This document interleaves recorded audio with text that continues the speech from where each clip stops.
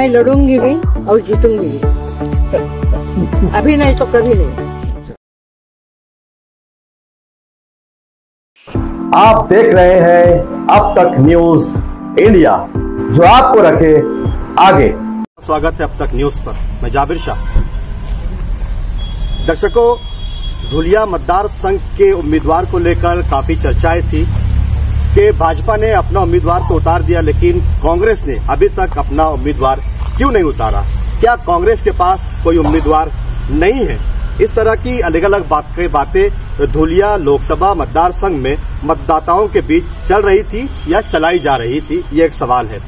आज हमारे साथ हमारे शो की मेहमान बनी हुई है शोभाताई बच्चाव, जो कांग्रेस पार्टी से इनका टिकट फाइनल हो चुका है, उनकी उम्मीदवारी फाइनल हो चुकी है और ये पहला इंटरव्यू वो यहाँ पर आज अब तक न्यूज इंडिया के साथ में करने जा रहे हैं। कुछ सवालात है जो आप तक पहुंचाना हमारी जिम्मेदारी, हमारी जवाबदारी बनती है कि धुलिया लोकसभा के चुनाव की परिस्थिति क्या होने वाली है, क्या हालात है और मुकाबला कितना ज्यादा टक्कर का होने वाला है या नहीं होने वाला है। इन सारे सवालों पे खुलासावार बात करने के लिए आज की हमारी शो की मेहमान है। स्वागत है मैडम आपका अब तक न्यूज पर।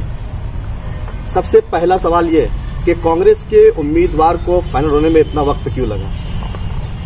नहीं, कांग्रेस की एक स्ट्रेटेजी थी कि धुलिया और मालेगांव लोकसभा मतदार संघ में एक अच्छा उम्मीदवार देना था और सभी जितने भी उम्मीदवार थे वो सक्षम थे।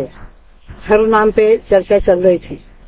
मेरा जो नाम था सर्वे में कहीं तो आया है और पक्ष श्रेष्ठी ने मुझे उम्मीदवारी दी है।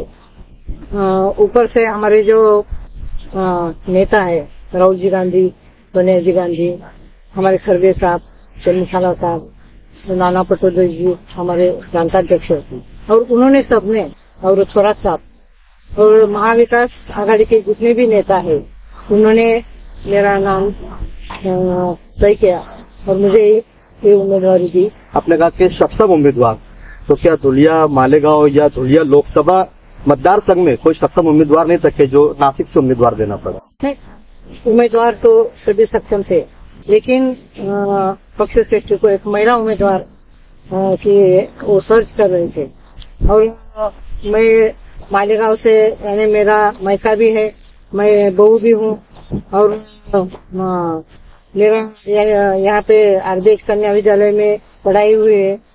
धुलिया में मेरा जन्म हुआ है, वो मेरा जन्म ग्राम है। मैंने कुल मिलाकर धुलिया मतदार संघ से आपका संबंध काफी पुराना है? काफी पुराना है। मैं धुलिया में प्रभारी थी। मैं जब 15 साल कारपोरेटर नासिक में और 3 साल मेयर थी, एमएलए थी और आरोग्य राज्य मंत्री थी, तो धुलिया की प्रभारी भी थी मैं। और अभी प्रभारी अभी भी हूँ मैं। तो इस वजह से उन्होंने महिला उम्मीदवार करके मुझे उम्मीदवारी दी। 2 दिन पहले की खबरें मतलब कुछ ज्यादा चर्चित हुई कि आप ही की पार्टी के लोग आपका विरोध कर रहे हैं, इसको आप कैसे देखते हैं? नहीं, क्या है कि उनका उम्मीदवारी करनी थी, लेकिन मेरा नाम आने के बाद उनको ऐसा लगा कि हमारे ऊपर अन्याय हुआ है, इसलिए उन्होंने ये नाराजगी प्रकट की। लेकिन मुझे यकीन है कि वो पक्ष के अध्यक्ष हैं और वो जरूर उन्होंने जो भी कुछ राजीनामा दिया होगा वो वापस लेंगे। हमारे जो पक्ष श्रेष्ठ है वो उनको समझाएंगे। किन मुद्दों के साथ आप जनता के बीच में जाएंगी? भाजपा के पास मुद्दा है कि भाजपा की सरकार है, इस बार हम 400 के पार है, हिंदुत्व, राम मंदिर, ऐसे बहुत सारे सवालों के साथ वो जनता के बीच जाने वाले हैं। आप किस मुद्दों पे जनता के बीच जाएंगे? आप जनता आपको वोट क्यों देंगी? उन्होंने जब चुनाव लड़े 2014-2019 में, उन्होंने जो भी जनता को कहा था वो सब जुमले हो गए। यानी उन्होंने कहा था साल में 2 करोड़ रोजगार देंगे, 15 लाख देंगे और हर आदमी को रोजगार देंगे। वो नहीं हुआ। जीएसटी के अनियमितता जीएसटी में हो गई है। किसानों को जो शब्द दिया था वो पूरा नहीं किया अभी इतनी हालत किसानों की बेकार है कि कांदा उत्पादक जो किसान है तो उनको तो भाव भी मिलते नहीं है। निर्यात बंदी कांदा के ऊपर की है, सोयाबीन है, कपास है, किसी को भी दाम नहीं है। यानी और जो भी खेती के लिए बियाने यानी खत पेस्टिसाइड जो लगते हैं तो उनके ऊपर की जीएसटी उन्होंने बंद करना चाहिए। तो किसानों की बात करते हैं लेकिन किसानों के साथ ही मतलब उनका सही व्यवहार नहीं होता है। और किसानों के 3 काले कायदे किए थे और वो लागू करने का उनका तय था, लेकिन पूरे देश में आंदोलन हुआ तो उनको वो वापस लेने पड़े। वो नामुश्किल उनके ऊपर आई। इन सारे मुद्दों पर सुरक्षित नहीं है।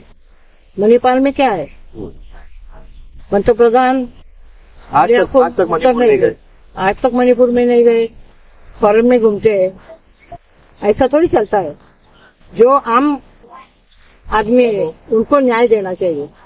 और हमारे जो नेता है राहुल जी गांधी, वो उनका भारत जोड़ो न्याय यात्रा का दौरा यहाँ पे हुआ था और उन्होंने किसानों को न्याय, युवाओं को न्याय, महिलाओं को न्याय, भागीदारी में न्याय, ऐसा सब उन्होंने, रोजगारी में न्याय। वो जरूर अगर पूरे देश में महाविकास आघाड़ी की, इंडिया आघाड़ी की सत्ता अगर आई तो ये सब सुरक्षित सरकार महाविकास आघाड़ी है। आपको ऐसा लगता है कि भाजपा में जो तीसरी मर्तबा डॉक्टर सुभाष भामरे को उम्मीदवारी दी गई है और जिस प्रकार से उनका विरोध हो रहा है उसका बेनिफिट आपको मिलेगा? नहीं, ऐसा है कि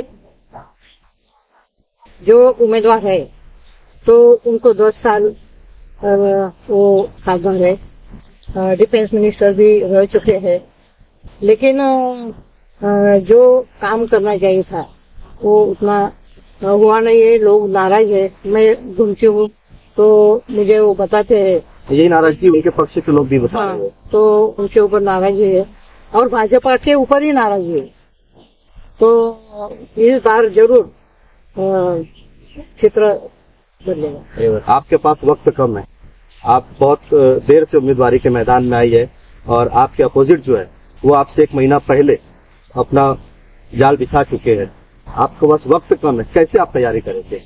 नहीं, हम अभी महाविकास गठबंधन में तो हमारे जितने भी नेता है, कार्यकर्ता है, हम एक साथ प्रचार में उतरे हुए हैं और प्रत्येक जनता के पास हम जाएंगे, मतदारों को समझाएंगे, हम हमारा जो एजेंडा है वो उनको देंगे।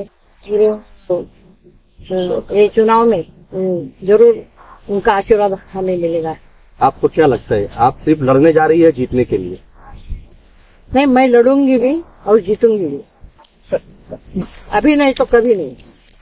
यकीन है आपको? यकीन नहीं। अभी नहीं तो कभी नहीं। दर्शकों, पूरी यहाँ पर एनर्जी के साथ डॉक्टर शोभा ताई बच्चाओं मैदान में लड़ेंगे भी और जीतेंगे भी। मतलब राहुल गांधी में जो इम्यूनिटी दिखाई देती है वो शोभा ताई बच्चाओं में यहाँ पर मैनिफेस्टो के साथ दिखाई दे रही है।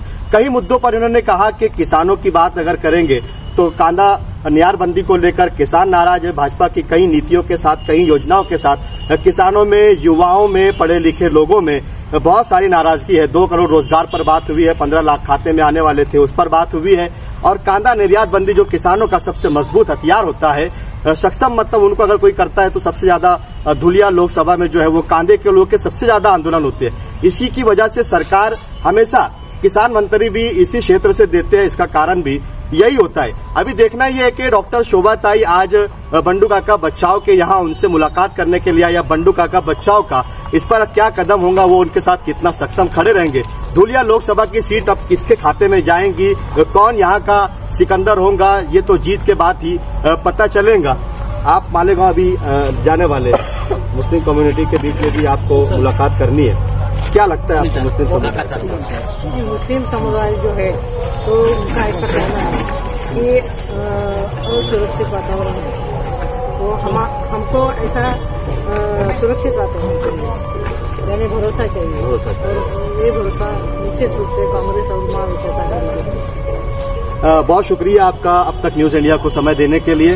दर्शकों, ये थी हमारे साथ में शोभाताई बच्चाओ, जिन्होंने हमें अपना कीमती वक्त दिया। पहला इंटरव्यू अब तक न्यूज पर दिया है। आप बने रहिए हमारे साथ और देखते रहिए लोकसभा धुलिया मतदार संघ के चुनाव की हर खबर के लिए हम आपके बीच हाजिर हो रहेंगे। आज से लेकर चुनाव के नताइज आने तक हर खबर सबसे पहले मिलेंगी आपको अब तक पर। फिर मुलाकात करूंगा किसी नए सवाल के साथ। तब तक के लिए शब्बा खैर, शुभ रात्रि, जय हिंद, जय महाराष्ट्र।